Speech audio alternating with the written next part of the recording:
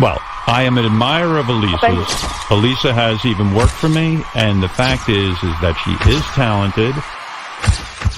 What's it called? Kermit and Friends? Kermit and Friends. Kermit. But It's Kermit. You're saying like not to frog? do... Yeah, wait. I actually have watched a few hours of Kermit and Friends.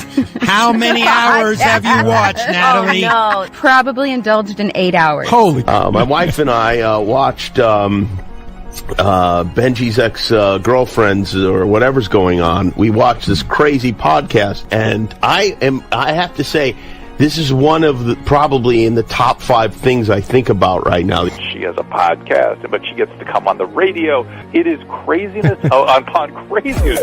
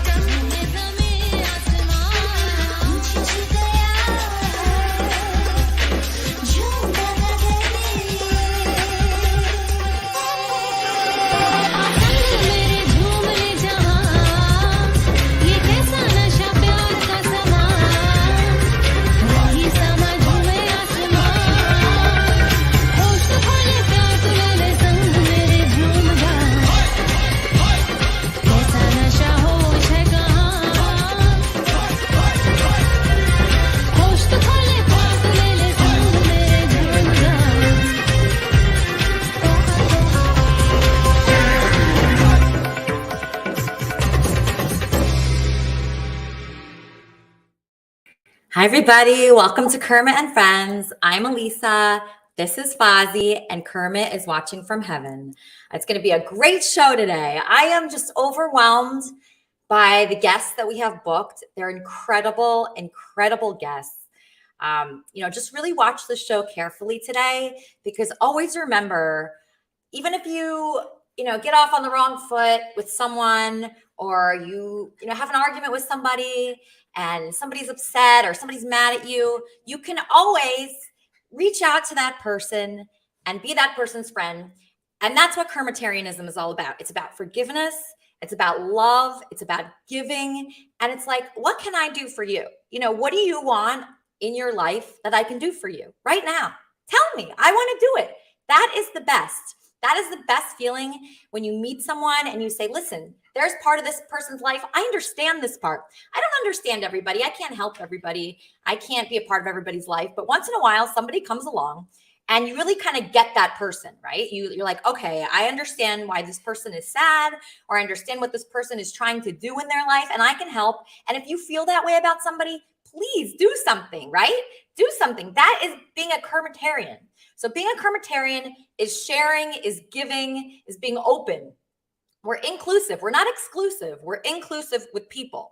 So I have my favorite broadcaster coming on the show today. Her name is Lala. Okay. This person she blew me the fuck away with her personality.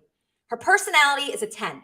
Okay. I don't say this very easily. Not everybody's personality is a 10 like me and Lala, right? Usually people are kind of difficult to talk to. They're not professional broadcasters. When I have professional broadcasters on this show, it's a big treat for me, because they're easy to talk to, right? They're easy. You can go back and forth with them. And this person, Lala, she could keep it going by herself. She doesn't even need me. And that's why we're going to be promoting her today. Let me just say hi to my co-host, Weezy, first. Weezy, Lala's our first guest. She's going to be here. I'm so excited to promote her new channel because she deleted a channel. Yeah.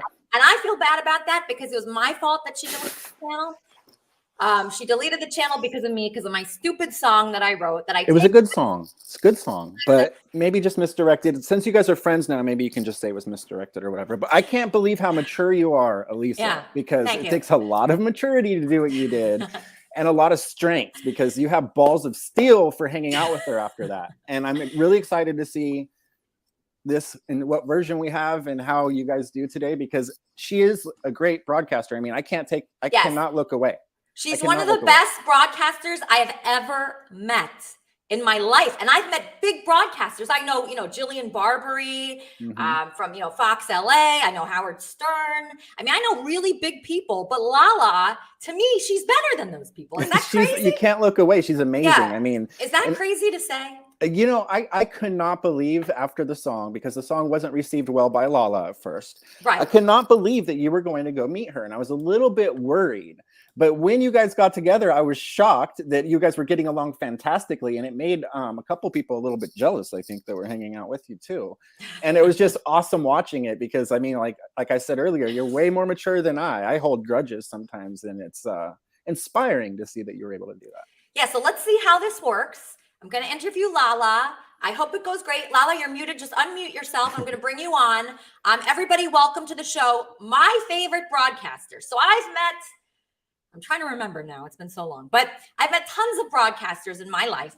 Okay. All kinds, women, men of all ages. And nobody has blown me away as much as this woman here. Her name is Lala, and she's on Kermit and Friends. Hey, Lala, you're muted. Just Sorry. There you go. There you go. Okay. So Lala, you are here. Welcome to Kermit and Friends. I'm so happy.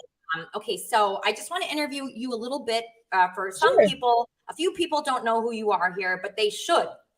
That's my opinion. They should know who you are. So this is Lala.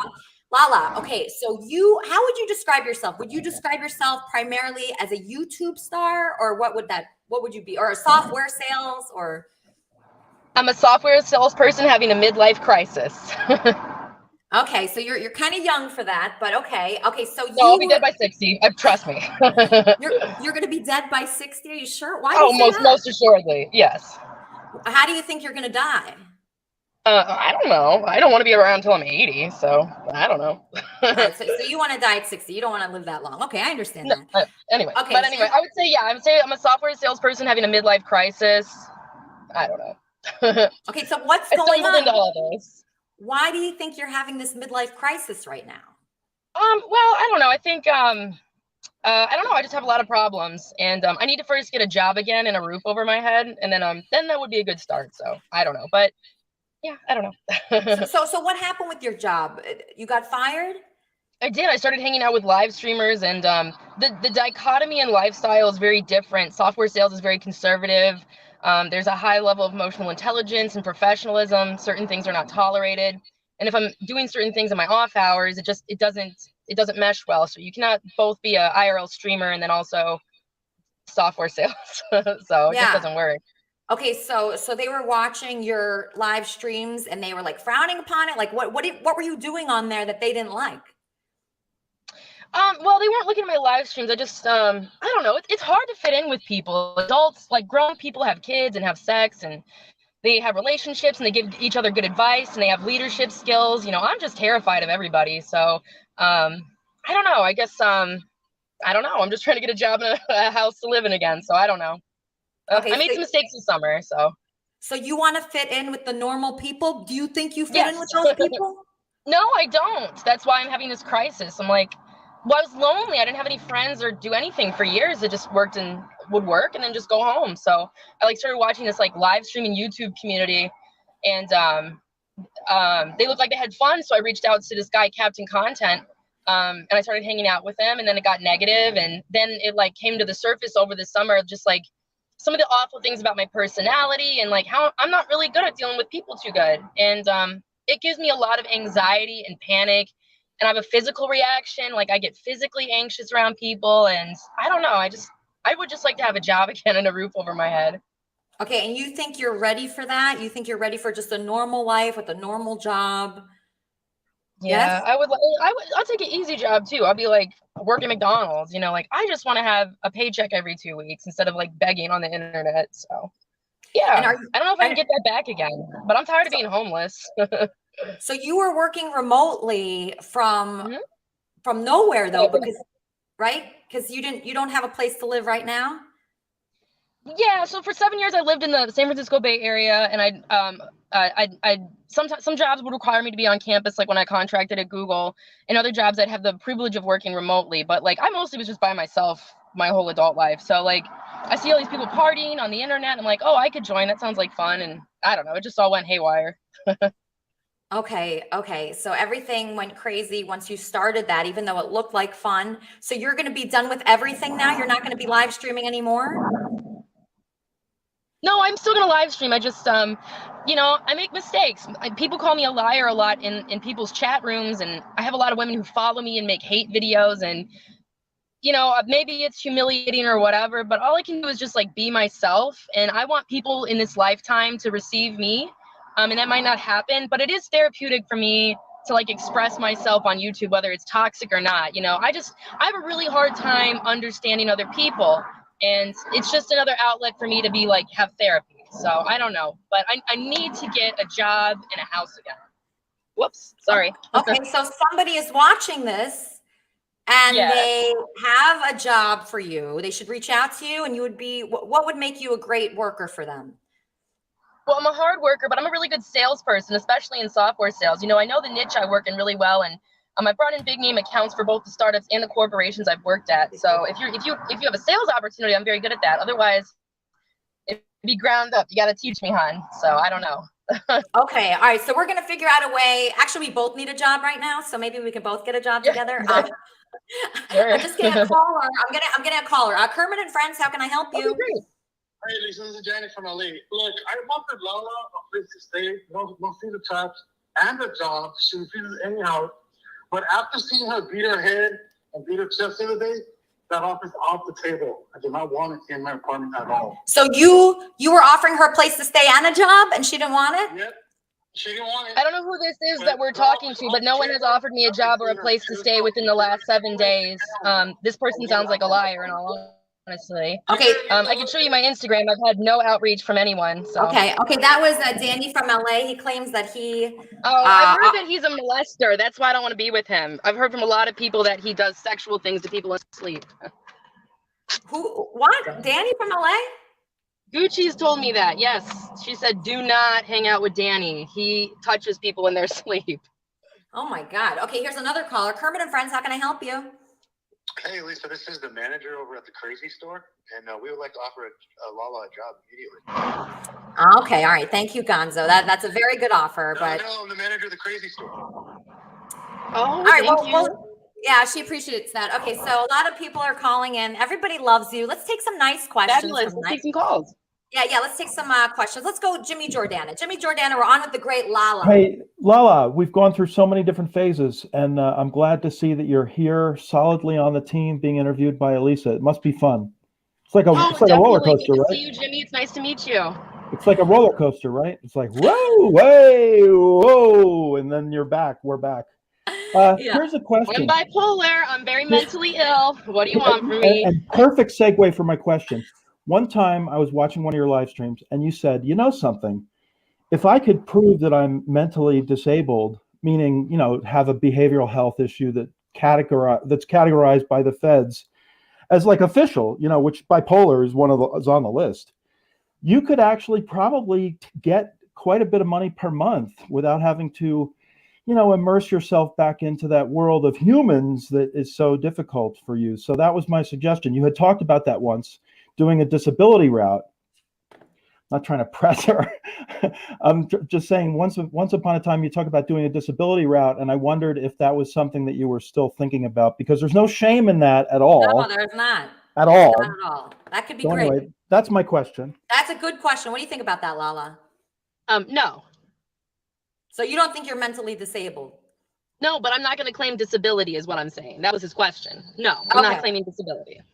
Okay. All right. Let's take another. We have so many people that want to talk to you. Do you know that you're a very big star right now? Oh boy. Well, I wish they would pay me to talk to me. Then I wouldn't be broke and homeless. That's why I need to get a job. We're gonna get you some money today. I actually had an idea. Maybe after this we can do some IRL together with Elaine. Maybe on Melrose. Actually. Yeah, I was thinking that. Okay, so let's bring on Carl. Carl, you're on with Lala. Oh. I don't like you. You're racist towards black people, and I think my anti-Semitic comments have been pretty clear, so I'm not sure why you want to talk to me. You understand what I Hi, think how of are you and you? yours, right? I know what you think I about the think Nation that of Islam. Bye-bye, Carl. I'm going to leave your interview if I he's here. I We think gave I'm that him going to go Layla. question hang up though. at 5, 4. I All think right, all right, all right. Sorry. You don't like Carl? You don't like Carl? He's such a nice guy. Nope. He's very racist towards black people. He He likes to make is? fun of people. He likes to make fun of people in the Nation of Islam. I don't like him. Carl I'd does? rather not engage. Really? Yes, really. I do not like him. No, ma'am. Okay. So he can't even ask one question because it was a really Hell nice to the question. motherfucking no. I'd like him to disappear. Bye, Carl. So why He's don't you blocked. like? So you don't like Carl because of religious reasons? No, because he's racist towards black people. He likes to imitate people from the Nation of Islam and make fun of them. He's very racist towards black people. He says disgusting things about them. I don't like him. I do not like him. I think he's gross. But wait, so you said that Carl, you rejected Carl, right? From he wanted to hook up with you and you rejected him. Yes. Did you reject him because of the Nation of Islam? He just was not good at flirting with me. So we were on Captain Content's RV, and we were both standing on the RV, and he was leaving to go back to his RV, and he's like, Lala, I do not want to have sex with you. I was like, nobody said anything to you, jackass. And I just like, okay, have a good night. And then text, phone call, over and over and over again, saying, come here. So I go over there.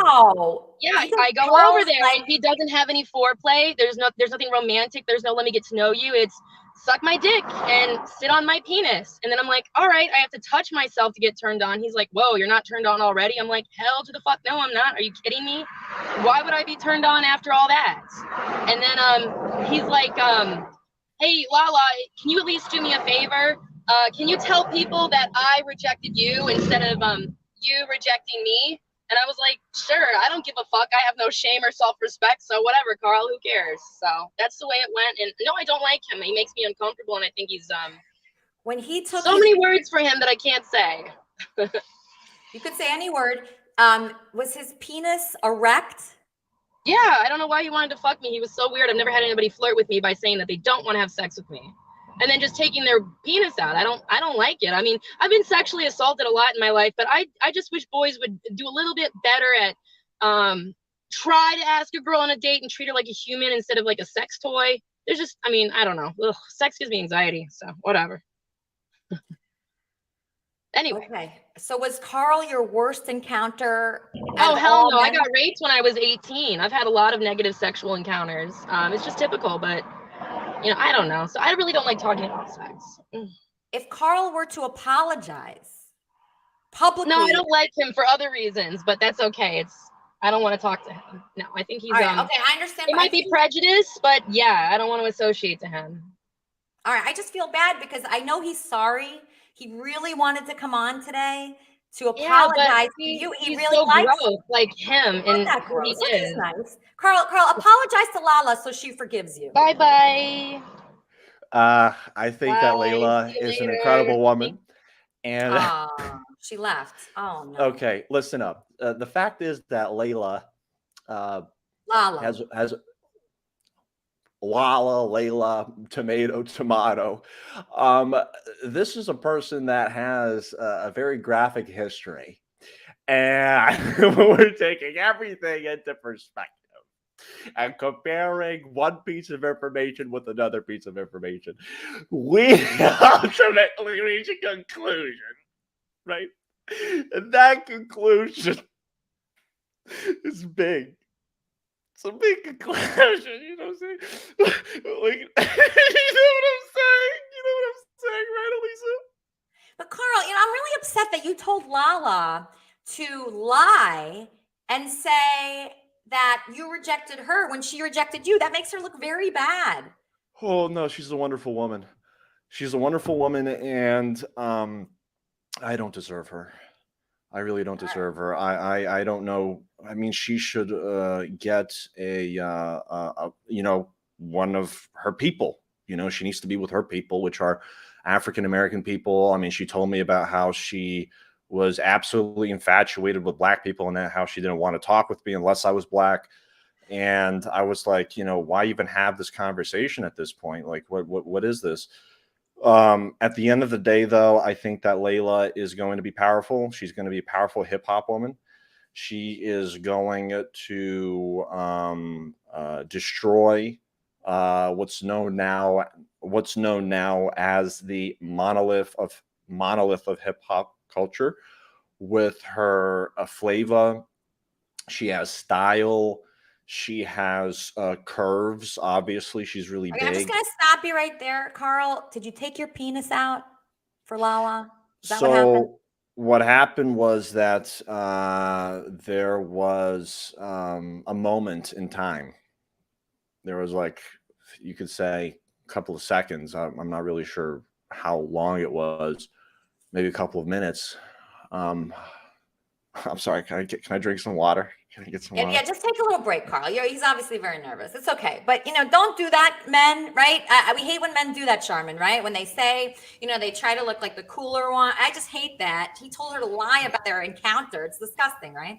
Right. Well, he's got to make sure he looks the best possible and trashes every woman around him. It seems pretty consistent with what we've seen from him for the last couple of weeks. Yeah, he even posts, oh, here's Lala. I'm trying to rejoin the studio, but it says it's full. Okay, so she's coming back. Okay, so I'm just going to kick a couple people so Lala can come back and everybody be really nice to Lala. Everybody. I mean, she is coming out and saying her truth. Carl, we're going to work on him. I still like Carl. I don't know why, but I do. He's 6'4". It's the only thing he's got going for him. Yeah, is he 6'4"? He's taller than us no matter what heels we wear. I didn't know he's 6'4". Somebody said something a couple weeks ago. Huh. That's the kind of thing I remember. Short guys are super jerky. Tall guys are jerky too, but they're better when they're taller than you, no matter what heels you wear. Yeah, I didn't know he was 6'4", but I just wrote that down.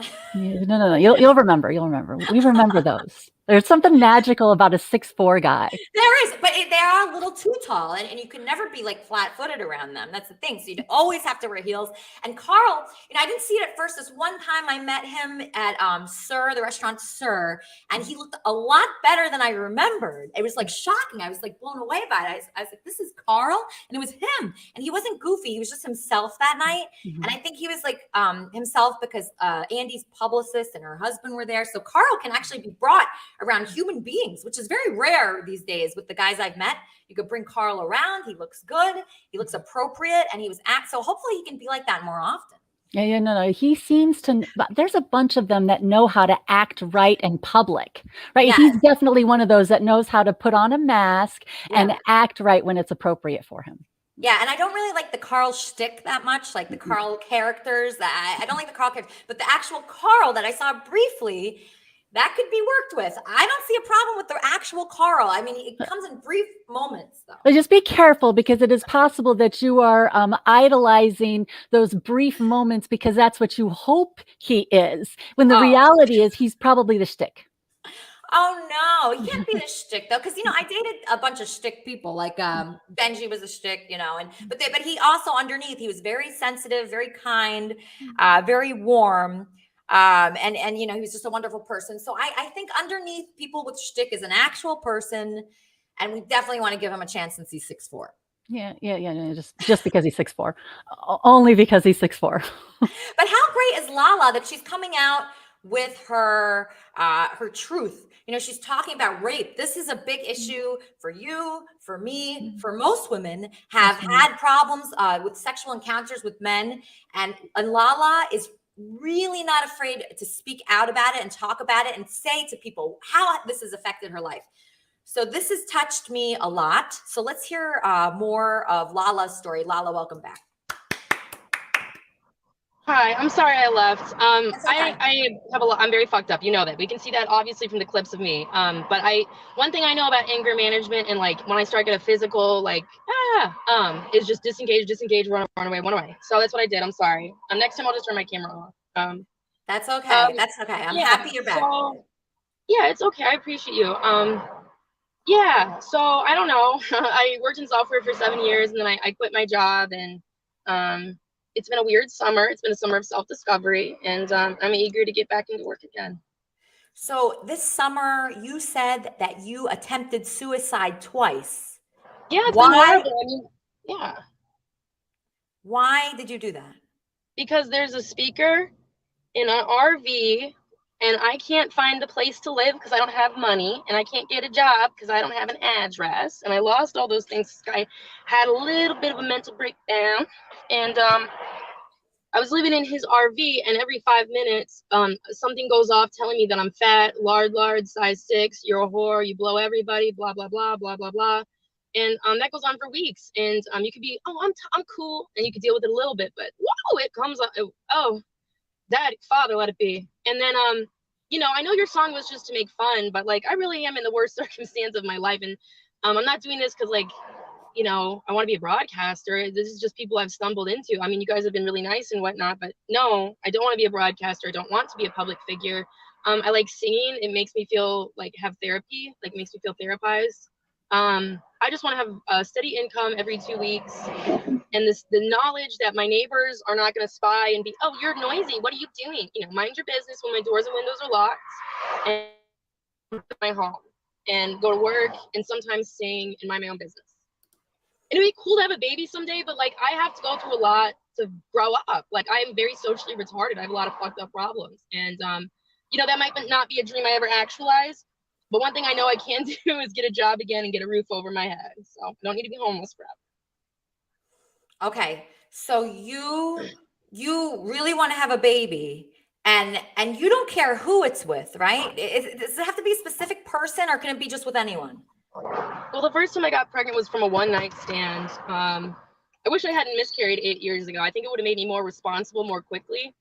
I don't know. The baby thing is like what would you say? That's like a aspirational thing. That's not like a reality thing. That's like, oh man, if I was a normal person, I sure would love to have a baby. But you know, I'm just trying to stay not homeless and not be on disability. Okay, it's a very heavy breather on my phone. Yes, Kermit and Friends, how can I help you? It's my fan. Sorry. Hi, Lala. Actually, it's Amber. I was trying to join StreamYard to say something to you. Okay. I just wanted Lala to know that when I first met her, I really thought she was very smart and talented. And I didn't understand why, you know, she would get mixed up, honestly, with some of the people on the RV. But I still, Lala, think that you're very smart and easily could be somebody for people to look up to. I agree with that, Amber. I highly agree with that. You're right. Thank you for your call. See, so people, you do have fans and people that look up to you. I look up to you. I appreciate your honesty. Not many women, not enough women come forward and say, this is what happened to me. You had some experiences in high school with 2 football players where they took advantage of you. Can you go into that a little bit? Yeah, it's frustrating because like I look at these people. When I was in high school, I was homeschooled. I was not interested in sex, dating. I didn't have like some sort of physical hormones where I felt like all like hot and itchy or whatever. I didn't have like, I wasn't into boys and, you know, like I like to not have sex. And then I was lonely then too. Like I'm not someone who has friends in life. Like I'm a loner. And there was this girl who was going to my church, Bailey Danielle Smith, and she lost her virginity when she was 15. So when I was meeting with her, I thought like for the first time we hung out, she was like another like Christian person who's like conservative and like similar to me, like not too like bold with like socializing. But that was not the case. She was telling me stories about how when she was 15 and her parents were out of the house, they'd have sex on her parents' kitchen table and in her parents' bed. And it made me have like panic. I was like, who has sex in their parents' bed? You're a child? What the fuck? And then I hang out with her and she's like, listen, Lauren, these guys, Mike and Chris Killebrew, they want to hang out with us. And it's like May. And I'm like, okay, I can have friends maybe and be cool. Like she's going to invite these 2 really cool people over from the high school and we're going to play Rock Band in my basement. Maybe then I can be cool. And I don't understand, like, I just didn't understand anything. Like the things that I would do for fun back then was like watch Project Runway on Bravo and then sew my own stuff at home. Like I was very much like, I liked watching Christian Siriano. I didn't like making out in my free time. And maybe others can relate. They expected me to blow them when they were in my basement. I thought we were gonna play Rock Band and they brought alcohol and they took their pants off and they started telling us to take our clothes off. And then I blew one of them and they had me put their penis in my hand and it was horrible. And then college, going into freshman year of college, it was all the same like that. There was this guy, Patrick Russell, and this other guy, Luke Gogliotti, and they were all like, those two guys like wanted to Eiffel Tower me, and they were like making a joke about it with other people. And I was like, I'm just sitting in my dorm with my legs closed. Like, all you boys give me anxiety with your sex demands. And sometimes, like, with boys, like, you give them sex so that they like back off and like, all right, you're horny, like, woo, like, relax, let me just give it up to you, you fuck off. And it works sometimes they fuck off, but like, you like trick yourself into thinking it's consensual. I don't know, men are they're very physical creatures. And I don't know, dude. I don't know. So that was rough, but that's what's an Eiffel Tower, Lala? What's an Eiffel Tower? I don't know that term. Penetration from the front and the back. A nightmare. Ugh. And then Sonny was okay, but he wanted to have group sex, and then he also likes to have sex with lots of women on the side. And then he like recorded the audio of our sex. Like, it was overwhelming, him coming into my life and always sex. And it was fun, and I really enjoyed it. It like broke some sort of seal or something in my mind. But sex gives me anxiety. I would prefer to just not have it and keep my legs closed and stay at home and get a job again and just disappear. No, don't say that. Some bad people are calling me right now. Okay. If you're bad, Yeah. Okay. So Eiffel Tower means from the front and the back. All right. So that's all right. At the same time. Okay. Let's take some questions. You're on with K Jobs. Yeah. K Jobs, this is Lala, our new friend. Hey. Hi, Kay. It's nice to meet you. How are you? I'm okay. I've had a long week. Okay. Yeah, well, I'm like, I fucking hate sex. So I haven't had sex in like 7 years because I hate it so much. Nice. Wow, 7 years, Kay? Yeah, and before that I had sex with like 18 people, so it wasn't like an easy quit. I just quit having sex with people, and I don't touch guys at all. I love that. That's beautiful. Totally my grinds. Wow. Yeah. All right. So do you have a question for Lala? I mean, she's been through a lot. Those 2 football players, Eiffel Tower. What's your question? I mean, but like, why don't you just like not talk to them? I mean, like, I understand that like all they ever want to do is like ask for touching, because when I was in New York City, they did the same thing to me, and they're like, why don't you just like not talk to them? Well, I thought I had an opportunity once again to be a normal person and be included and be a part of something, but it was like a trick. So, you know, of course, no one wants to actually be my friend. It was a peer pressure thing, and I was 18, and I also didn't know like these like games people play in order to get sex. You know, I was like, I didn't even know someone would play a game in order to get sex. So, I mean, like, when's the last time somebody talked to you sexually? Like, when's the last time somebody confronted you with sex, presented you with sex? I'm sorry, could you repeat that one more time? When's the last time somebody presented you with sex? Carl in the RV. Carl? Oh no. And that was not a good experience. Yeah, but Sonny was the same thing. He just was like, fuck me. You know, it was the same. That's boys. They just want sex. Right? Give me sex. And you're like, okay, let me make a choice. So I don't believe I don't know any boy that eases into sex. They always just are all about it immediately. It's overwhelming. Well, I think it's like, I think it kind of goes both ways. I think girls kind of do it to guys too, because we wear all these sexual, like, weird. That's why I always button my shirt up as far as I can, and I dress really conservatively, because I think girls do it to them too. Like, the way we dress kind of helps them along that way, and so I don't know. This is why, because Lala dresses very sexy. Do you think that is inspiring to guys like Carl to want to, you know, pursue her?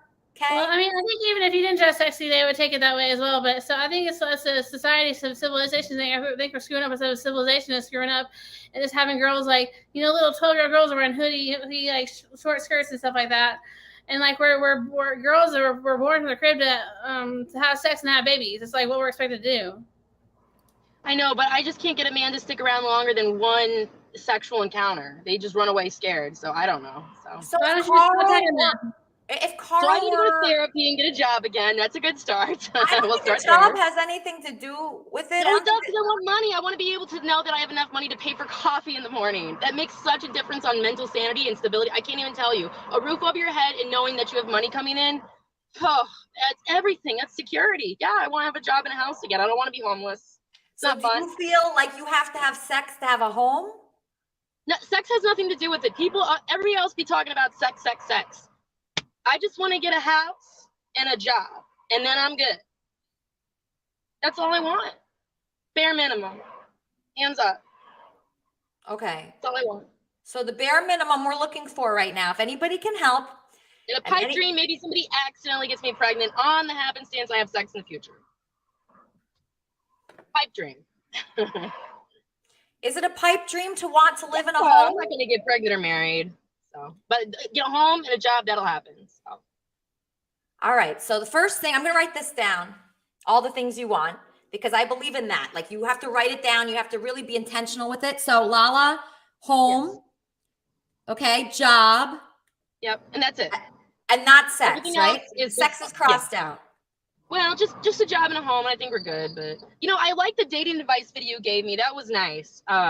She sent me a video yesterday about like 3 signs that you know that like when a guy's into you. So that was helpful. I appreciate that. Yeah, you mentioned your current relationship. He's with 5 women. I think when you're dating, I'm not really in a relationship, and he made that clear. I was kind of like a stalker girl. Whatever, just more embarrassment, but that's okay. I don't know when a boy is into you. That's why it was helpful you sent me a video. Okay. So let's bring on a very normal, nice person. Weezy, okay. Do you have a question for Lala? Yeah, I'm just kind of hi Lala. I know that we've had a storied past, but I like you now, and I'm glad you came on here. It took a lot. So you're saying that you do want a baby, but you really don't care if you have a man. Does that mean that it doesn't matter like who you would have the kid with as long as you get the baby? No, it doesn't matter. Thank you, caller. Next. What's going on? Wait, Lala, can you close your window? It's very noisy. Wait, I'm legally not allowed to say anything negative about this person. I'm gonna go off. That's not true. What is she talking about? I think that Eric probably talked to her about our show that we did, and she affiliates me with Eric, which has nothing to do with me. I mean, what is going on here? Well, you remember I produced that show, and I think that she puts me into that box with Eric. So she doesn't like you? You're the nicest person in the world. You're the nicest person. She doesn't like you? No, she does not like me. That's ridiculous. She sent me mean texts. Now, let me just say, this is Weezy. He hosts the wrap-up show. If you don't know this guy, his name is Weezy. He hosts the wrap-up show, okay? He's my co-host here. He stepped up. When people quit this show, he stepped up, and Lala won't talk to him. What is going on? What is going on with Lala that she even has a problem with the nicest person in the world, Weezy? Aww. This is not good. This is bad. This is a lot of pain here, you guys. This is coming from pain. That's why this happens. I know, Weezy, you didn't do anything to Lala, right? No, not at all. I mean, I just tried to be helpful. We did the production for her and Eric's show, and she, for whatever reason, left in the middle of the show. And since then, she has not liked me at all. So that means, what this means is that, she's having a problem with people. She can't work with others. Layla can work with people. No, Layla is a very, very efficient person. She just needs people on her frequency. And you can definitely maintain that kind of attitude with her for a certain amount of time. But, she gets the best of herself invariably, because she has a variety of mental disorders. And that's really I totally agree too, Weezy. And, yeah, I mean, it's just something that she's a dime a dozen in terms of the type of person that you would come across in real life. It's just I don't think so. I've never met anybody like her. Jimmy, have you met anybody like Lala yet? Never met anybody like Lala. And you know something, Elisa, when she says she doesn't want to be a broadcaster, I don't buy that. I think she actually does want to be a broadcaster. I think that's something that sings to the passions of her heart. I think she actually really wants to be in broadcasting. I completely agree, Jimmy. She's great. She's excellent at that. Whenever I'm going live with her today. I love, she's great at it. She's great at it, but she steps on her own feet by pushing people away. Like, she's pushing me away. She just left. Yeah, but she's going to come back, right? I mean, she's trying to get back in right now. Oh, is she? I don't know. I'm not sure. She's muted right now and her picture isn't on. But I mean, Carl is willing to apologize. That's the thing. When somebody's willing to apologize and say, I did this wrong. I'm very sorry I took my penis out. I'm very sorry that I lied and said I rejected you and you rejected me. And I'm willing to come out with the truth. That is like a real man. Absolutely, Elisa. A lot of manhood has to do with taking accountability for your actions. And, whipping your, penis out in an enclosed environment is definitely an invirtuous act. It is something that requires a great deal of atonement. And it's something that can definitely be made equal. Now, never do that again, right? Never. You're muted, but never do that again, Carl. I'm going to bring you back, but just say to all men, don't do that. Like, at least wait for a sign from the woman, right, Trina? Like, just wait for a sign, wait for something. Obviously, Lala did not want that, and it was just out of nowhere, and it's just very offensive to women. I totally agree. Excuse me. I think that if a woman is not giving you any signals to where you, like, obviously if she wasn't all over you or something, so you pulling out your penis was totally out of pocket. So And Carl should not do that. He just don't do anything. You tell men, don't do anything unless the woman hits on you. Don't hit on anybody. We know, it's just wait for the woman to make the advance. Typically, I think that's the way to go. For sure. Wait for the advance, because then you don't have any complications or any confusion, or you're not approaching someone that may have been through something like Lala has been through, and that can trigger something as well. Exactly. Okay, so you wanted to tell people that you also need help. Since Lala's gone, we might as well help you, right? Okay, we were going to help Lala today, but she left in an angry fit of rage. So what do you need right now from us? What can we do for you? Right now, I am currently in a situation to where I am homeless, living in my car. This kind of happened starting back in April when I was on Beck and Blade's RV. I went back home to my place, and I left my place and went to a hotel because I was going to move to another place. I was going to go on the RV full time, but the RV broke down. So that kind of went on hold. And then I was like, okay, well, I'll get another place. And I went on Craigslist, found a place while I was in a hotel for a week, and ended up getting scammed out of $2,200. Filled out. Oh my God. What? That's when the turmoil began to spiral downhill. I had already lost my disability in April, but I had been stacking money up. So I had money saved. That's why I was able to have the $2,200 to move. I had a backup plan if I didn't go on the RV. So I didn't just leave like everybody thinks. I just left my place and I got evicted, or no, none of that happened. I paid my rent. I've been living in California since last year. So you're in Los Angeles right now? Yes. I think I could find you somewhere to live. If somebody offered their place to you, would you move in? I would. Okay, Minnie Mason, it's your last shot here on Kermit and Friends. Can Trina Golden, aka Red, move in with you? No way. The CHA will not allow it. The what? Chicago Housing Authority. Let me tell you something. I got a Section 8 voucher. They gave me a 2-bedroom apartment. You look how nice my apartment is. I'm going to tell that homeless lady and anyone else who's homeless, Lala's up there making excuses. She should go on Social Security. That is her way out. That will protect her. She will get an income. She can get a voucher from her housing authority or any housing authority in America. They'll give her a voucher. She can choose where she wants to live, get a private landlord. Don't go to a real estate company. Private landlord with your voucher. You submit the paperwork. Okay, so if I hooked you up with these women, if I hooked you up with Trina and Lala, could you help them both for me as a favor? I can't help them. I'm not living on Social Security. I know you don't believe it, but guess what? All this I do? Clothes from the thrift store. I am just lighting, only like $10. I find ways to survive and manipulate the system. Food stamps. I'm on food stamps. I get $844 a month from the government. And out of that comes my rent, my utilities, that's the gas, the electricity, my phone bill, and I have a credit card debt that I'm trying to pay off.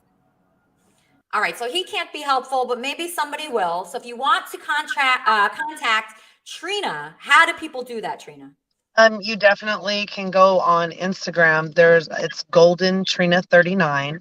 I also have a GoFundMe page set up that is also in my bio on my Instagram, linked in there as well, that I have set up to try to get off of the streets. I am currently, they took my disability away in April, and it's a bigger process in California to get it reinstated. I've been on it since '99. So that's a process of waiting. So I have been working part-time, but when you're living in your car and you've got to put gas back and forth and keep your car running to charge your phone, it just doesn't even out to where you can save much.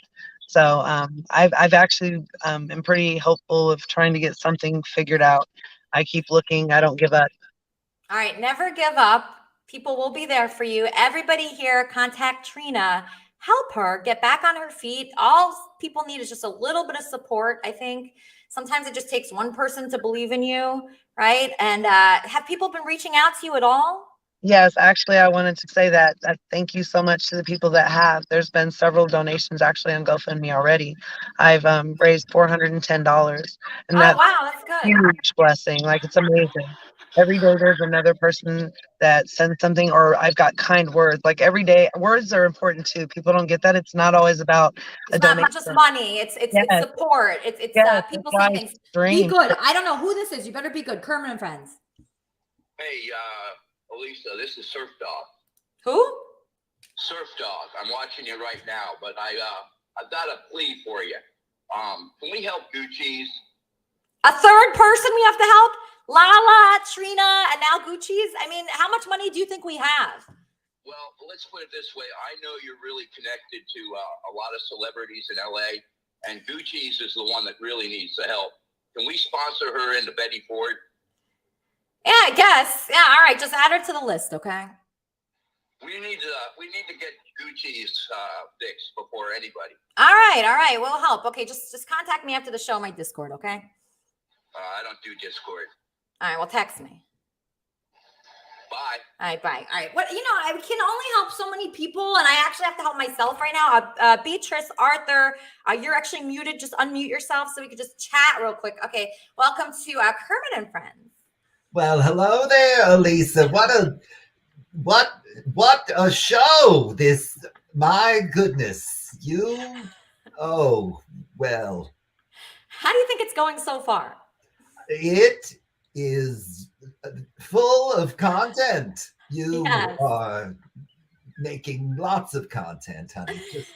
Thank you. Yes. So you are new here. What are your thoughts on Lala? Like our first guest, Lala, because she's going to be coming back. I'm just curious, I have to kind of tread lightly while I'm talking to her because she gets so upset about certain things like Carl. Like I wish, Carl was willing to apologize to her. And, maybe she's not ready. Do you have a situation like that where you're so hurt by somebody that you can't even speak with them? Well, on the program, The Golden Girls, my husband, Stanley Zbornak, was a lot like Carl. He was very tall and very annoying. He was very tall and very annoying like Carl? Just like Carl. Wow. Look at him. Oh. Hey, how are you, Beatrice? You tranny? How's it going? Oh, my God. Look, he even looked up an extra word on Google this morning. How special for him. Listen, I want to just say, Beatrice, you do look fantastic. And, Layla, like I said, is an incredible woman. I did nothing wrong ever to anybody because I don't have sex. And I'm too old for that, to be quite honest. And that's a good quality, right, Beatrice? I find that to be a good quality in a man. I think that what you're zeroing. Hey, I'm back. So, okay. Yeah, I mean, as I was saying, I think that Layla could definitely improve on a variety of different qualities in her life. For one, it's having the ability to focus. She has no discipline whatsoever. It's part of her inability to deal with suffering in any reasonable way. I mean, that's really the main problem. What's prompting her to go on an RV is because she's in search of adventure because she has a very boring life. And that everybody wants adventure, Carl. I don't see what's wrong with that. I think it's okay. I think Lala should have the most adventure that she wants. The most. We should all do that. Well, she doesn't evaluate risk properly, and that might be, attributable to either her mental disorder, which I think that's the primary reason, but could also be her intelligence. It could be that she's a little slow. You're saying Lala's slow? I don't think that. Lala, you're not slow. I'm sorry. I'm going to take that back. No, definitely slow. Yes. No, what he's saying, he doesn't know me very well, but what he's saying is accurate. Yes, I am definitely slow in social situations. I don't understand people. I don't. There's something wrong with them. I like Christianity because it's like people have sinned and yeah, they're fucked up. They need redemption, damn it. And satisfaction comes in death. I agree. Sometimes I really can't. So people drive me crazy. I like to be away from them. And this has been a weird experience on the internet. I appreciate you think that I have skills. They translate well in software sales. So I'm probably not a broadcaster. Talking to Indian engineering executives definitely can do that well. Definitely. Thick accents and everything. Good to go. But broadcasting, Layla can get another job. hell no. Layla can get whatever job she wants. I really do I believe can that she write has the software job and capacity. go right back to San Francisco. Why is he calling you Layla? Somebody's calling me from Oh, Ireland. it's a joke. Oh, okay. He doesn't call me by well, none of them is my real name, but you know, he could call me whatever. All right. Okay. But you're back. Are you headed to do your stream, your Melrose stream, or are you going to be shopping? What are you going to be doing? Well, I think I need to get a prescription. Maybe I do need to get back on Xanax. I don't know. I think I'm just going to go home and try to calm down. So, are you not calm right now? You seem pretty good. Oh, I'm trying to be like real. I'm very fucked up. Like maybe I need to go to a 5150 right now. I don't know. 5150 right now? I need to have something like a tranquilizer dart. You know how like people with allergies have EpiPens? I would like something like that when the anxiety hits me. Something to immediately stop the physical fight or flight reaction I get. And like, you know, people making fun of me makes me have panic because it hurts my feelings. So I don't think this is like a good, you know, I like hanging out with you guys a lot, but like, you know, I'll take a hit now and then. Me being like the leader of it, no, forget it. I get way too scared of people, and it makes me want to hurt myself when enough people tell me, hey, neck on Captain Content speaker. All right. Okay. You're just freezing up. You're just freezing up a little. Just okay. So don't do that. Obviously. Okay, I'm sorry. I don't think you need any kind of dart. I think you should just kind of try to relax and have a fun day. That's what I try to do. Kermit and Friends, how can I help you? Well, I think it's bigger than try to relax because like my heart rate goes up, and then it's more than like it's a physical thing. Like I hit myself to like make it go down, like calm, and it doesn't. Like right now, I'm having physical panic. Like I need like a, and then like type of situation. That's why I smoke weed, because it does kind of do that. I'd like something like Ativan. I don't know if you've ever like had that in a hospital. They shoot it up your arm. It's a benzo. Immediately, it makes you calm, and it's like, yeah, I wish I felt like this all the time. Whatever. I don't like people. I just don't want to upset them. I want to stay out of their way. I'm sorry I pissed everyone off this summer. I said a lot of racial slurs. I'm sorry. I'm getting lost. I'm sorry. But I had fun on Friday with you, and I do enjoy hanging out with you. Yeah, we had a great time. I don't know. I don't know why you'd be upset right now. Let's bring on like a very normal person, right? I'm upset all the time, Elisa. You're upset all the time. But why? I'm fucked up. I need to get some different medications. I take an antipsychotic every day, but I need to make it maybe more. I don't know. I'm trying my hardest to just be normal, and it's like fucking hard to just do that. So I hate when people get competitive or jealous or gossip. It makes it so much less tolerable. It makes you want to kill my. All right. Don't not even money. Max got paid. Whatever. All right. Don't kill yourself. But I'm mentally unstable. All right. So I'm wondering who's calling me from Ireland. I'm just curious. Yes, Kermit and Friends. Hi, Lisa. Thank you so much for taking my phone call. I just wanted to make a quick point regarding Lala. Okay. And it's the elephant in the room that nobody has talked about. Now, all of us do have issues and problems to some degree, but with Lala, nobody's talked about her physically assaulting Gucci's. Oh, physical assault. Physical assault. Now, she should thank Gucci's for not pressing charges, because that would have gone down so bad. And what I want to say to Lala specifically is, how do you expect, not even an employer, but any online community, even IP2, to trust you after you did something like that? And that's after a violent outburst. Yes. So that's a great question. Yeah, that's a great question. That's a very nice, normal question. I'm going to save your number. You're a good caller. What's your name? Okay, hung up. Brian. He's not a good caller. Okay. Anyway, Lala, I thought that was a good question from that guy from Ireland. He just asked if you. I heard. Okay. So my answer is I'm very mentally unstable. I kept trying to disengage. I have anger management issues. I kept trying to disengage, and they kept chasing after me. And I'm like, get the fuck away from me. And they don't. Get away from me. No means no. I always feel like people don't respect the answer of no when I speak, which is why I shout and talk fast, because I'm like begging. Somebody hear me and actually, care. I'm sorry I disappointed you, guy from Ireland. You're right. Don't hire me. Fuck me up. I'm garbage. Get her out of here. She's trash. Next caller. All right, I'm just gonna give Lala a little break. I think she needs a break. Okay, right, Lala. Okay, yeah, just relax. Pull over, maybe. Now would be a good time to pull over. Okay, so everybody here is so great. I love everyone. But let's just talk to another guest that we have today. This is somebody that's a very accomplished musician. Okay, so we're gonna take a break from Lala just for a second because I don't think she could handle any questioning whatsoever. So maybe she just pulls over to the side of the road, not on the road, to the side.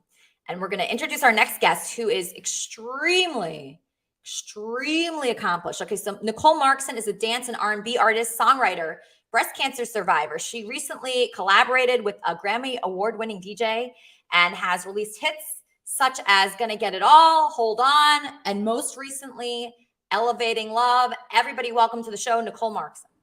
Hey. Hi, how are you? Hi, good. How are you? So nice to meet you. I read a lot of me. What was that? Thank you for having me. Oh, it's my absolute pleasure. I was so thrilled when I knew you were being booked on the show. Leaf King, my producer, told me all about you, and you've been performing your whole life, and you got your first record deal as a teenager. Is that right? Yes. Yeah. What happened with that? Nothing. My parents didn't know what to do with it. Really? What do you mean? Yeah, they didn't know. I mean, it was like I was doing it. You know, I was performing. I was writing music. And then I got this record deal. You know, my father, they just didn't know what to do with it, so it just sat there. Like nothing happened with it. So they didn't were they offering you money? No, I mean, I don't even know because I was young. I mean, I was like, I don't know, maybe I was 16 when it happened. My parents were really in charge of it. And I guess they just didn't know what to do. You know, when you're not in the business, you don't know what to do really.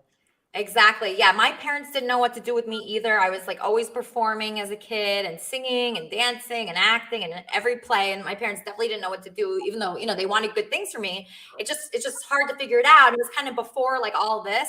Yeah. If this were around when I was growing up, oh my gosh, I would have done it all. But I think it was harder back then. Yeah, it was. I mean, I saw that you're a guitar player, right? Yes, I am. Yes. That's incredible. I love that. Thank you. You're a musician. When I was looking, seeing about,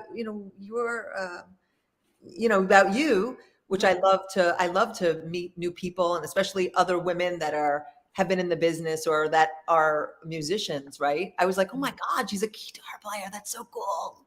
Yes. I played guitar because when I got into the band Cobra Starship, I was thinking what instrument should I play? Because I play a few instruments and I didn't want to stand in the back. I wanted to stand in the front and be noticed. Yeah. So I figured the guitar was the best way to do it. And it really did work. And so I love that instrument. Oh my God. What other instruments do you play? That's incredible. I play a little guitar. I could play bass, but keyboard I've been playing since I was 4. So I grew up playing classical piano. So I'm pretty good at that. Me too. Oh, you too? Yeah, but I'm not good at it anymore. I was. Oh, really? Yeah, I learned classical, and then I learned just to kind of putter around, doing pop. That's how I had this. Remember the Casio keyboard? I had one of those in my bedroom. That's how I started writing my music, and yeah. But now I just kind of I know these certain chords, and that's that. So you've been here this whole show, and I was just curious. Lala is a friend of mine who I'm hanging out with later, and who I want to help with what she's doing. And do you have any problems with mental health? Do you have any experience with that? Not myself, but I understand frustration. Obviously we all have moments when we get very frustrated, overwhelmed, anxious. I really sat here holding my breath while you were speaking to her. I felt so badly for her, and I don't want her to ever think that she can't do what she really wants to do. It made me really sad. Because look, I went through breast cancer. That was a turning point in my life.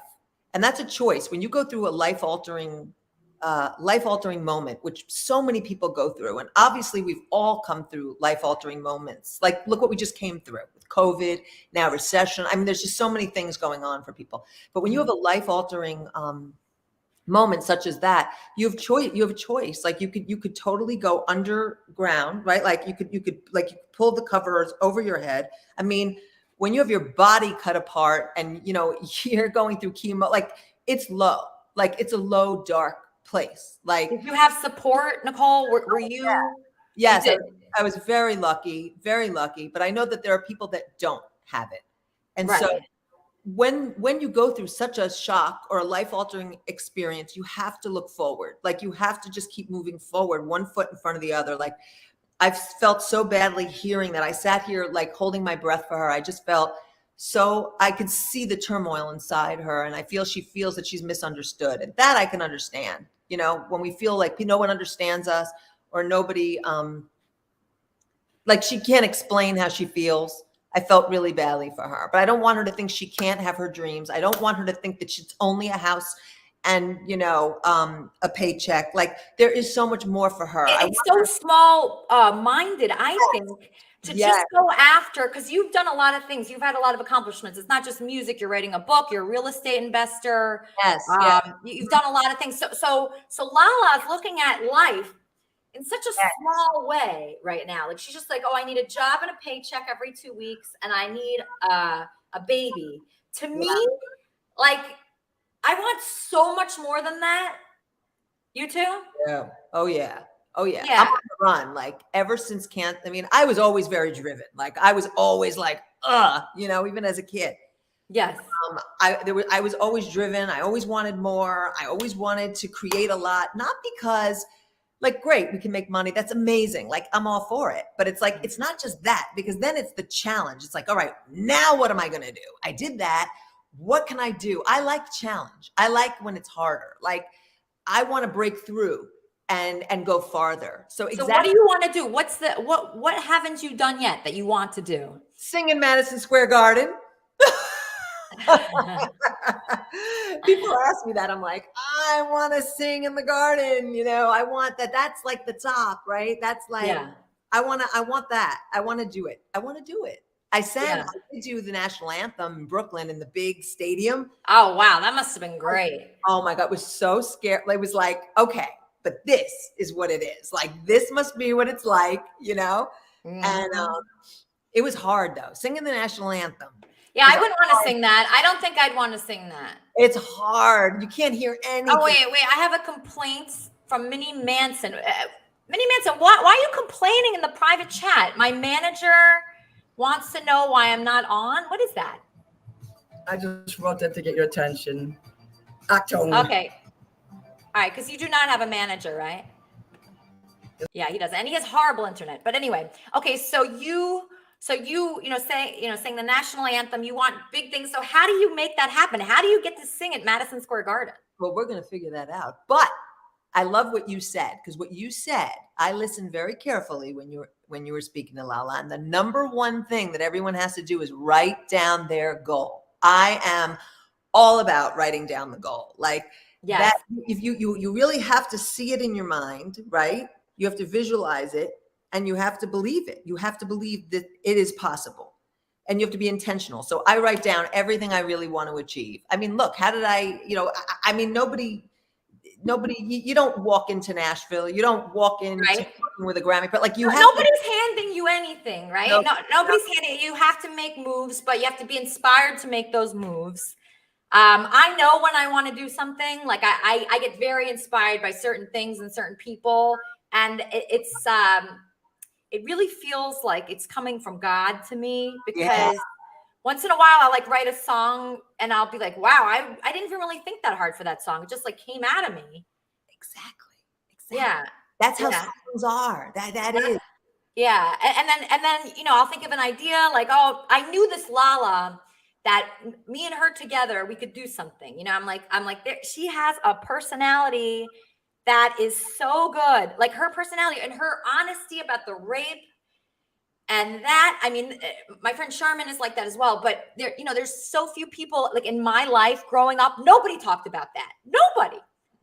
So we need those kind of people to look up to that are very forthcoming, that say this happened to me, like Trina today, who said she's homeless. A lot of people would be embarrassed about that. But here she is. She's coming on. She's saying, I'm homeless. I got myself into this mess. I need help. I'm putting myself out there. And that's what you got to do. You got to be transparent. Stop trying to be cool, everybody, all the time. And, pretend you're so rich and so great. Just be yourself. Be yourself and be transparent. Be authentic, and people will help you succeed. So would you help somebody? If somebody came to you, Nicole, and they said, I want to be a singer, I want to be a performer, I don't know what to do. What would you say? And what would you do to help them? I love to help people. I love to connect people. I see, this is what people get wrong. They think that they're competing. There is no competition. It's collaboration. People are so tight that they don't realize that they need to help, to give without receive. People are like, I'm going to do this. I want this. No. It's the opposite way. Give. Of course I would. If somebody came to me, I would tell you this. You want to learn how to songwrite? Get into some classes. You want to sing? Start taking some lessons. You want to get into the right rooms? Go to the associations. You've got to get out of your house. Like, you've got to go where the community is. You've got to put your toe in that water. You've got to step into that. Nobody comes out of the womb being a singer. Nobody comes out of the womb doing a real estate deal. Nobody, you've got to self-educate yourself. I really believe in self-education. And you don't need to go to some fancy college for that. You can read. Anything that you've ever wanted to do is in a book. Anything that you've ever wanted to do. But you can read something, but now you've got to take a massive action towards it. You can't just read and educate. Educate without action is nothing. You must take action. And the actions are, I think they're different for everyone, really. It's never really like a straight path, right? It's not. It's you have to try everything, really. You have to try everything. That's what it comes down to. Try everything, and eventually you'll get there. I call it taking fantastical super action. That's what I call it. An FSA. That's my little thing. Fantastical super action. Fantastical super action. Fantastical super action. Are you ready? It's something that you never think can happen. You see, it's something that's so challenging, so hard, so unattainable, and you take an action on it, and you won't believe what happens. People want to help you. They do. Write the letter from your heart. Speak out what you need. Call the top person, right? It's like call the top person. Yeah. Don't be afraid. Don't be afraid. Reach out. If you have a choice to reach out or not reach out, you reach out. If you believe in what you're doing, yeah, you will. Just do it. I wanted to go to, I put a goal out there. I'm calling that person. I don't, even if they say no. Also, no is not no. No is not yet. No is not no. No is not yet. But that could also be the wrong person. The right person, I think, will say yes. And you don't even really need anyone. That's the thing. That's another thing. Like, now you could create and you could share. Yeah. And you don't need that A&R guy to say yes. You don't really need that anymore, because you could become something on your own now and rely on fans. Like, a lot of times in my career, fans have helped me more than anyone else. Like, my fans have done so much for me. They've started to work for me, work with me. And it's been the best, because I want somebody that works with me to really believe in me. Yeah. And if they don't really believe in me, nothing's going to happen. I agree with that. I really agree with that. Yeah. And I need to believe in them too. So find people that believe in you, that you believe in, and create a team, and you could build something. If you build it, it will come. That saying is very true. So I definitely believe that. And I've seen it work. So just believe in yourself. Have faith. Don't put a time limit on it. That's it. That's what I was going to say. That's it. Like, don't give up. Every seed that you plant, you got to plant those seeds. Give yourself the time. The thing that people do is they give up right before it blossoms, Right. Like, just keep pushing forward on it. I mean, it's like taking me, I don't know, 12 years to get that record. Like, it doesn't just happen. It's like there is a lot of inner talking that you have to do to yourself to keep yourself going too, right? So exactly. You've got to be around positive people. You've got to fill your mind with positive things.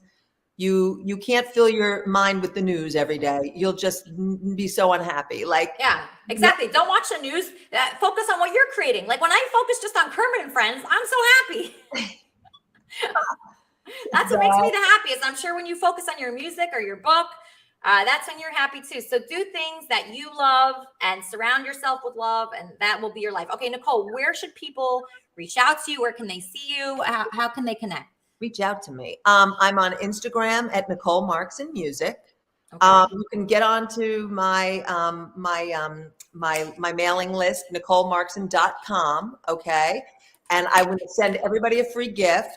Oh my gosh! You guys tell me where to send it, and just go to my website, NicoleMarkson.com, and just on my Instagram, Nicole Markson Music. Follow me.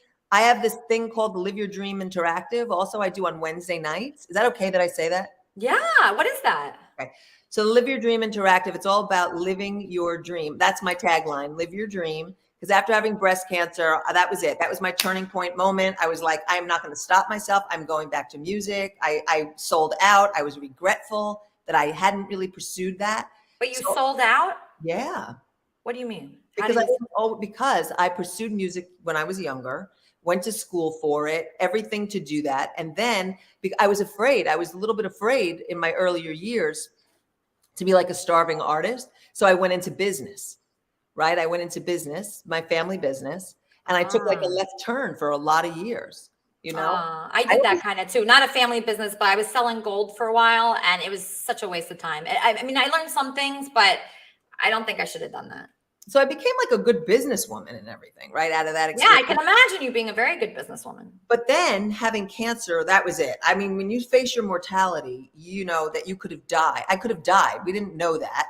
And so that was it. I was like, I'm going to do every dream. I'm on the run for my life. Like what we were just saying, like just there's so many things I want to accomplish. Right. And so that's what I want to help other people believe that they can live their dream, that you can reinvent, revamp, recreate yourself at any time in your life, right? I mean, people anytime. You're never too old, you're never too young. Whatever your situation, you can always change and do what you really dream of doing. So everybody keep that in mind. Right. So I do this call on Wednesday nights on Zoom. It's in my link tree. You guys can see it. I also announce it, on Instagram all the time. I put the link up every week. And because people, they reach out to me. And so thanks, Leverett. That was very nice. I want to help people. So I do this thing, Live Your Dream Interactive, 7:00 Eastern Standard Time, every other Wednesday during the summer. It's a live Zoom call. And every week I talk about a different topic to help you live your dream, live your potential, live your best life. And it's a nice community of people. I don't want any, negativity. I'm not into naysayers, dream killers, dream crushers. Don't come. Don't come. So, but I really believe in helping. That was really what that's really what my mission became. It wasn't just the music, the message, and the story. It's to really help people with what happened in their lives. Because we all go through those life-altering circumstances. Yeah, cancer is such an extreme one. Sorry. No. I mean, it's. I can imagine that would really make you reevaluate things. Yeah. And I can really imagine that. But well, when you lose your breasts and you lose your you have your whole life. It's a lot to get over. And I know there's a lot of survivors. Are there any survivors on this call right now, or people going through that? I want to tell them that just hold on and just keep focusing, moving forward. You will get better. It will get better. Okay, we'll get better. There's always hope. Look at Nicole now. She's so positive. I mean, it's weird, like Lala being so negative and you being so positive. It just, you're going through, I mean, what you went through is so much more horrible, but well, yeah, I mean, everybody has their thing, right? I wish Lala was here. I want to inspire to help her. Oh, look, we have a testicular cancer survivor. Good, Anda. Congratulations on that. Yes. I really, yeah. Yeah, there's people listening that have gone through a lot of bad stuff, and just look at Nicole as somebody that's an inspiration. She's doing her dreams. She stopped being a businesswoman because she almost lost her life, and it took that. But it doesn't have to take that for you to make a change. No, exactly. It does not. It does not have to take that. Okay, so everybody contact Nicole. So Instagram's the best way for you? Yeah, that's a good start. Okay, terrific. If they want, I always send out emails about everything that I'm doing, and I've got new songs, new videos, whatnot. And I just, I'm so grateful you had me. Thanks, Elisa. You're amazing. You're gorgeous. Thank you. You too. My pleasure. And so you liked the show? You had fun? Yeah. Amazing. Thank you so much. I'd love to chat with you. At some other time. Anytime. Let's connect. Let's connect. Let's be friends. You're awesome. So fucking inspirational, you guys. Look at that. Nicole Markson, everybody. Talented, beautiful, and an inspiration to all, and very positive. Let's check out some of her music from Nicole Markson.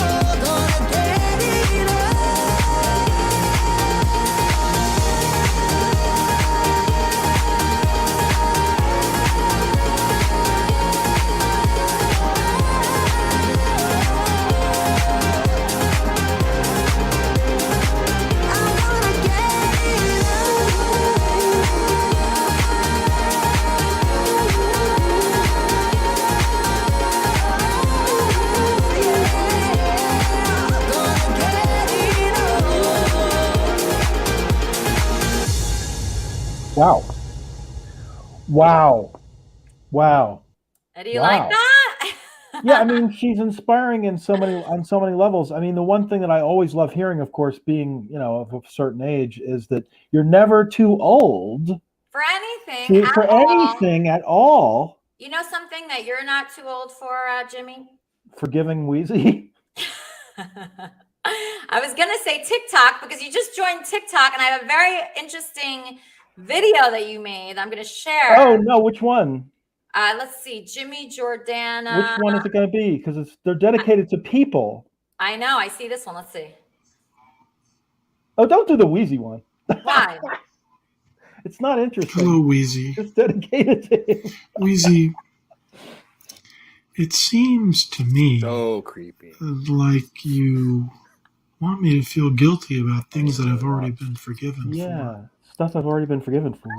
You constantly reference things Constantly referencing, like Jackhammer Jesus. that I've already been forgiven for. All those things, including Jackhammer. Constantly reference things Yeah. that I have absolutely no shame. No or shame. guilt. Is he trying to seduce me? What is he doing? No shame, no guilt. This is a very sexy You do TikTok. Oh my god! I didn't even make it this far the first Every time- This is the most I've watched of it. It just creeped me Do out that. to like no end. Well, no, I don't All I understand say why to it you would creep you every out. time I mean, all I if you say don't to you is understand, I all can't my explain sins it. have been Okay, forgiven. well, All right, so that And was they for have. Weezy. Did you want Yeah. Weezy to see that for like Well, that TikTok? Is that why you made I that? was going to be making TikToks for like everybody, and then I thought, well, instead of making TikToks for everybody first, why don't I make a TikTok for Weezy?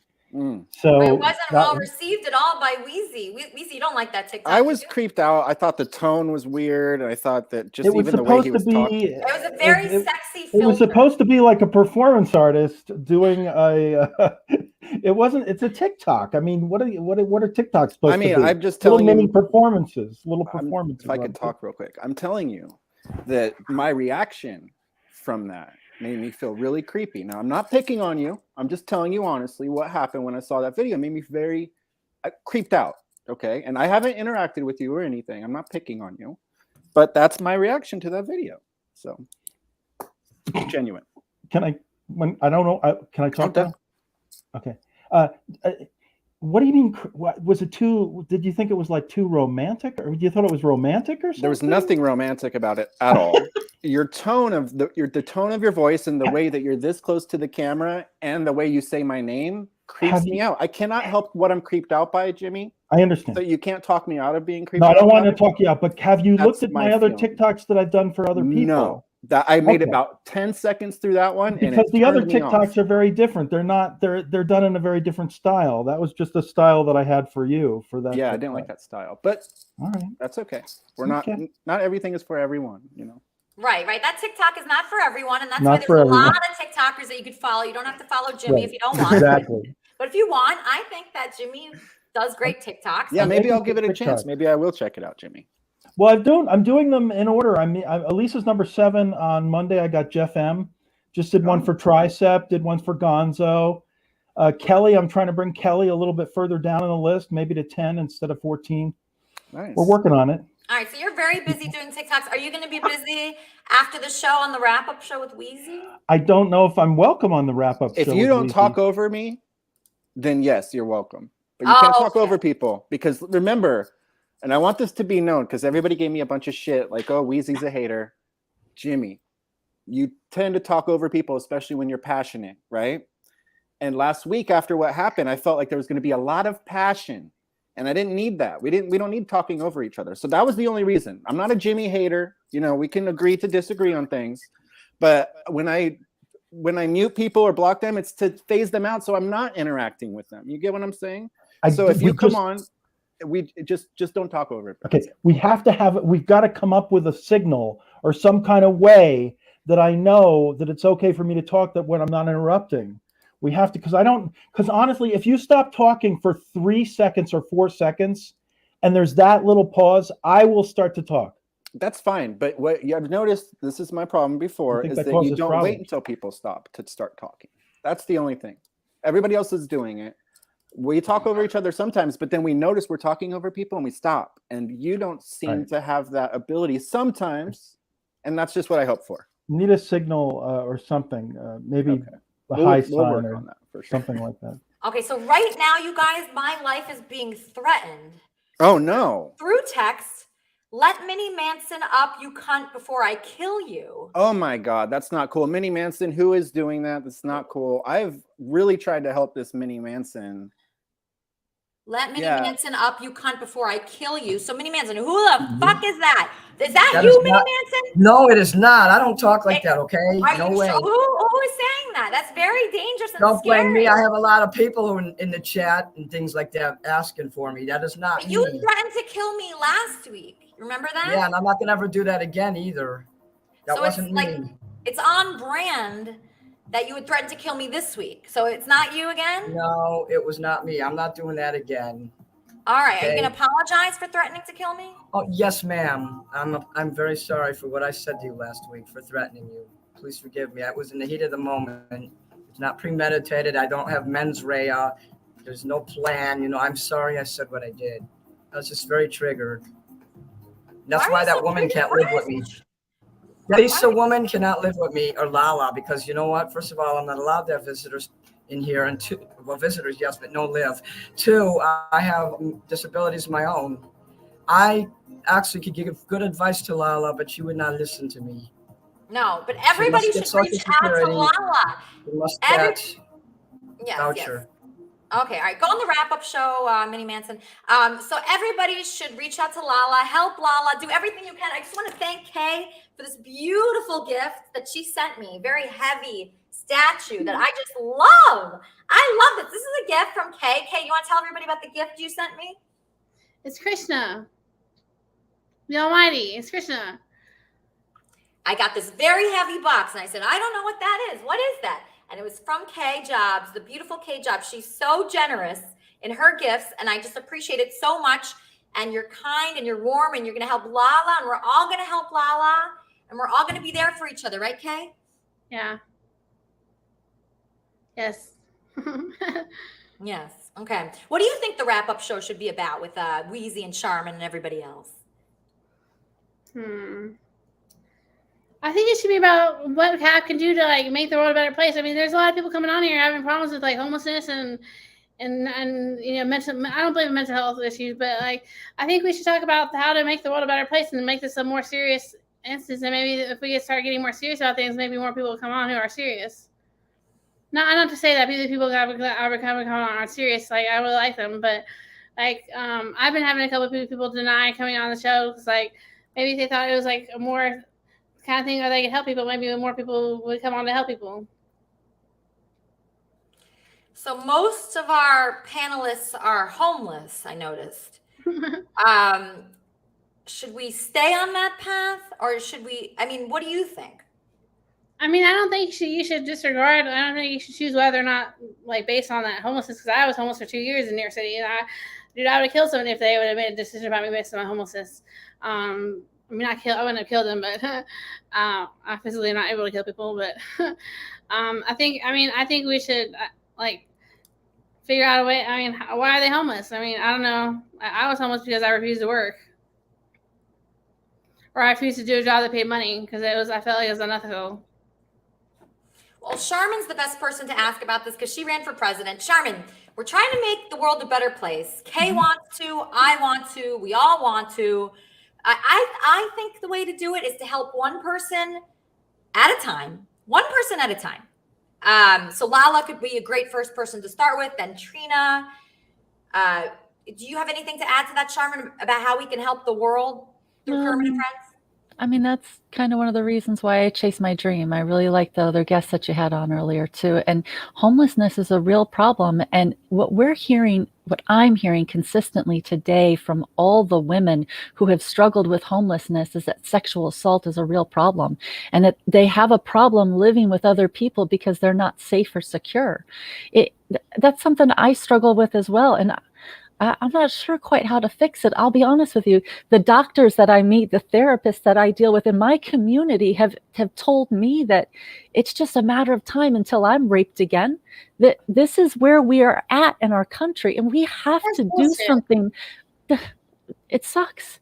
I absolutely don't believe that, Charmin. Like that's not it's a matter of time that you were. I don't believe that you're gonna get raped again. Please don't believe that about yourself. Well, it's hard to live in a world where men don't accept accountability for their behavior, where I can't count on the police in my community to press charges or to even investigate men that have wronged me. The reality is, and the threats are getting worse every single day towards women. It is very dangerous to be a woman. It is hard to live. It is hard to work. It is hard to survive because men can just take what they want and they don't care about our safety or our feelings or our consent or whether or not we enjoy it. They just whip their penis out and do whatever they want. They try to tell you, it's just a few minutes of fun. If rape's inevitable, lay back and enjoy it. And they act like all rape is vanilla, and it is not. These men do things to terrorize us and destroy our bodies. I need surgery to repair the damage that was done to me the last time I was raped. And I can't find doctors who think I'm worth fixing because it's just a matter of time until I'm raped again. That's the reality of what it is like being a woman in Florida right now. And it doesn't look like it's going to get any better. I don't think DeSantis is going to do a damn thing to improve any of this. There, as a woman right now, it's not safe. I can't even have security in my own house. I have a house. I have a fenced-in yard, and I'm not even safe where I live. I had somebody come to my house Thursday into the alley behind my house and disconnect my internet service. I pay this expensive internet security service, and somebody can just walk up behind my house and disconnect it because my internet company doesn't secure their service that they provide, and they run a splitter off of my internet. And then when they come back and reconnect it, now I have two lines that have come together. There, even if you live alone, you are not safe as a woman in this country right now. And I don't know how we're going to fix it without getting the men to admit they're what we need safety from, and to get them to do something. We couldn't even get them to admit they understood right from wrong with the Me Too movement. They weaponize their competency and they use it against us every chance they get. And then they blame us for making bad decisions because we pick the people who hurt us. And what's our option? You can't figure out who's good. You can't figure out who's bad. They lie to get close to you, and they represent themselves as somebody who knows how to act right in public. And then as soon as they get alone with you, they don't know what to do, and they hurt you. And I don't know how we're going to fix it. I don't think politics is going to do it. I don't think we can elect the right people. I don't think we can elect enough right people to get out the trash that's actively working to create laws to make it possible for men to rape us and for us to not have any consent, not to have any money. They're going to take away child support. They don't want to pay alimony. They don't care about our health care. They just want to be able to pick whatever woman they want to impregnate and rape her and mistreat her and force her to have a baby. That's where we're at right now. And I don't know how to fix it. Complaining about it doesn't seem to make it any better, because how do you get them to admit that there's a problem? How? We've been trying for years. For as long as I've been alive, women have been complaining about the way they're treated, and we're not any closer to getting them to act right now. And buy a gun, great. Because we're at a situation now where they're talking about open carry nationwide. Right. So we're going to be in a situation where it's people with guns everywhere in the OK Corral. And I live in a stand your ground state, and I'm grateful for the ability to be able to defend myself. But I think there ought to be a better way. And I can't live safely in my own home. I don't know how to tell somebody who's homeless how they're supposed to be safe when we can't get jobs. They say nobody wants to work and there's plenty of jobs, but nobody's hiring. And companies are bringing in record profits. They don't want to pay Americans. They'd rather ship our jobs overseas to somebody else that doesn't have the right to come together and unionize to fight for better wages. They're not sending our jobs to countries with better education systems. They're not sending our jobs to countries with more rights to complain. They're taking our jobs away from us because they don't want to listen to us complain. They don't want to pay us a decent wage, but they want to keep raising the price of goods and price us out of life. They don't care about the quality of our life, but some states have started to get really sympathetic and thoughtful and create easy ways for depressed people to terminate their personal situation. But that's where we're at right now in this world. There's no sympathy for people with mental health issues. There's no sympathy for women that don't know how to trust men, and they have to work together. They have to live together. Women have to go to men to get jobs so that they can afford to have a place to live. And if you tick off a man who's employing you, he'll just get rid of you. Good luck finding another job. You won't get a good reference. How are we supposed to fix it? Who's going to change this? How's one woman who's ballsy enough to get her butt on the ballot going to make a difference? It is frustrating. And yeah, I want to make a difference. I want to make the world a better place. Something has got to change. None of this is okay. The way we expect women to work every day, a job, come home, take care of kids, take care of the house, and then if they complain about the way they're treated, you just throw them out and get rid of them, turn their kids against them. This Britney Spears thing this week is so powerful. It is so hard to be the mom to a teenage boy when they start getting angry at you and it is scary. And if women don't get help from the men around us, if we don't get a change, I don't like the direction we're going. I don't like the way it looks, right? The dystopian future that has been painted for me personally by therapists, by doctors, by specialists, that there's no reason for me to even try anything because it's just a matter of time until I'm hurt again, and it'll be my own fault because I picked them. We slut shame victims into silence. It is a grooming technique. And until we figure out how to call out the predators who are benefiting from this environment, it's going to get worse. Only thing I could tell you to do is...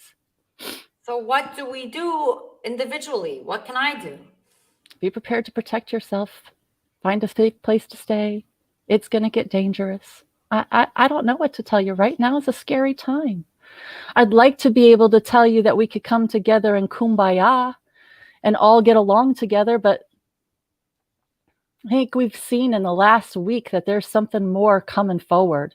2 weeks ago, I asked Onision what it was like to deal with the FBI. How long does it take when they want to get in touch with you? And for the whole last week, we've seen how the FBI works when they want to get your attention. What's coming next? This weekend's been a scary weekend. People are upset. It's dangerous. It's not going to get any safer anytime soon. And as women, we have to be prepared to stand our ground and protect ourselves in any way possible. And you're not going to be able to count on someone to protect you. No, you can't count on anybody. No. And I like Kermit and Friends because it's a community full of people who come together and try to help. But it definitely feels like there's an avalanche about to come down on us. And I don't know how we help just one person at a time. One person at a time. That's the easiest way. One person, Lala, and then someone else, and it'll catch on, and you'll run for president and you'll win.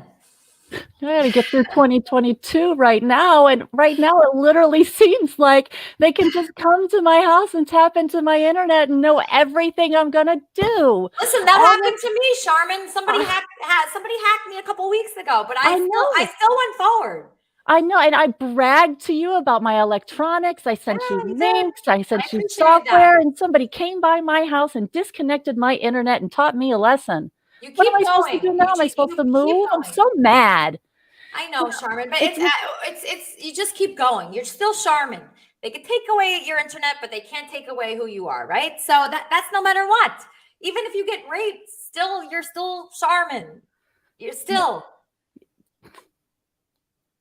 You know, You're still you. That's the thing. Like you just keep surviving and you just keep going no matter what, and until they kill you, right? That's really your only choice. You just keep going until they finally take you out. Okay, speaking of kill, look at this. Right. So Lisa Ann Schwartz, you 40-year-old cunt, I'm coming to 6245 Wilshire Boulevard, Los Angeles, California to kill you. Can you report that to the FBI? This is ridiculous. So you guys, from people come into my house to mess with my internet. That's next level BS, right? There's been so many threats of violence. There's been so many internet stalking, gang stalking stuff going on here. It is frustrating to try to be a woman and be a light and help other people, because this is what comes against you. Somebody wants to shut you up. They're going to hurt you. They're going to post your address so people know where to find you. Yeah, This that's it. But they cannot take away our spirit. We still have a great spirit. You do, I do, we both do. None of these men can hold us down, and they can't. We will not let them, Charmin. We keep going. They could try to kill us, or I don't know, try to find us. But they're even too stupid to find the right address. So how good can they do? Okay. I mean, lucky for you, they know where my house is. They can figure out which one of those little knobs belong to my internet. All right. Okay, Sharma, I'm sorry about that. Okay, Sharma, are you going to be on the wrap-up show? Of course, I'm going to be complaining. I had this whole thing set up in the backyard. I had like my split silk out. And I got stung by bees. Today's been a rough day. Okay, it's been rough, but we prevail. Kermitarians prevail. So please join us in our Kermit and Friends Discord server so you could get all this shenanigans all week long. Oh, there's more. You think this is just it? No, there is a lot more than this. There's death threats all week, not just Sunday. So I appreciate everybody, Leaf King for producing the show, and, Jimmy Jordana and Weezy and Charmin and Wappy and Kay, and even Mimi Manson, who threatened to kill me last week. Thank you. And Lala, I love you. I want to hang out with you later. You're my favorite broadcaster. And never give up. Listen to Nicole Markson when she says don't give up. I'm telling you, you know how many bullshit experiences I've been through? Even my last job, they were harassing me every day about my fiance, Andy Dick. Every day. Patronizing me. Saying, oh, did Andy fuck you in the ass? That's what they said at my job, people. At my work, where I was working for years. They asked me if Andy Dick fucked my ass. My boss asked me that. But I'm still Lisa Jordana. You cannot take that away from me, ever. You cannot take away a Kermitarian spirit, and that's what's so great about this place and about the world. If you're a Kermitarian, you will never be alone again. You will make it through. Everybody enjoy Wappy Flanker, and please see us next week on Kermit and Friends.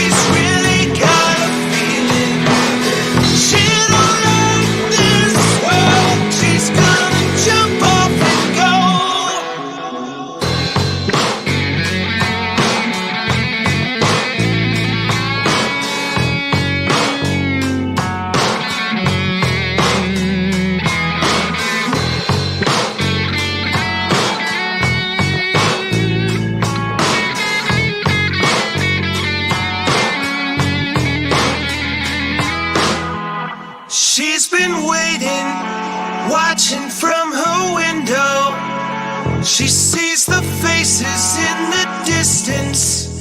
She doesn't miss them. She's been watching the world go by, and she don't care why. So cold, she's really got a feeling. She don't like this world. She's gonna jump off and go. Cold, she's really got a feeling. She don't like this world. She's gonna jump off and go. Cold, she's really got a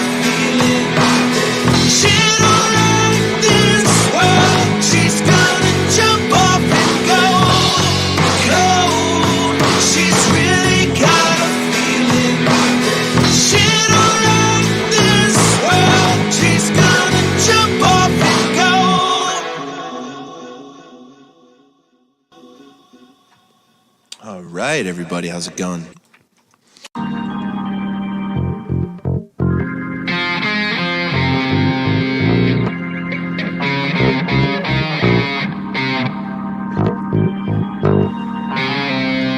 No friendly faces here, no feeling safe when you're hanging on the edge of death. Yeah, she knows there's nothing left.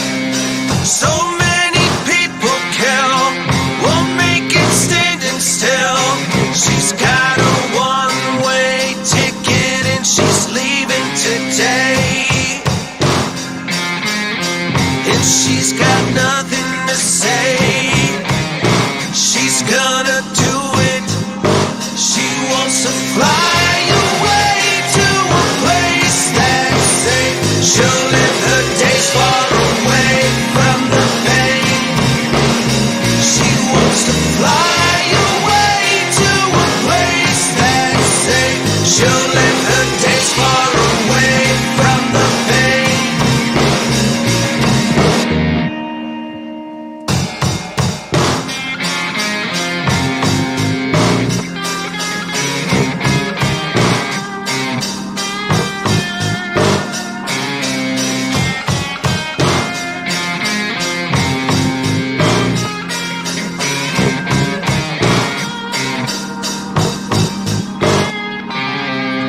No friendly faces here, no feeling safe when you're hanging on the edge of death.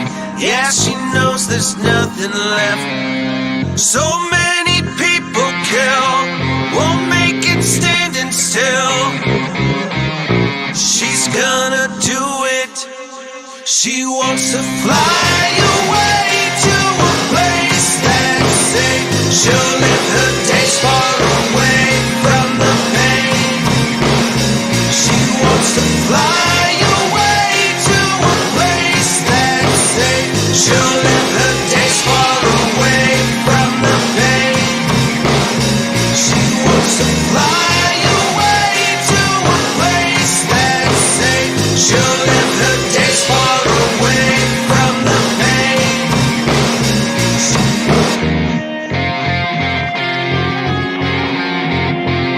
She'll live her days far away from the pain.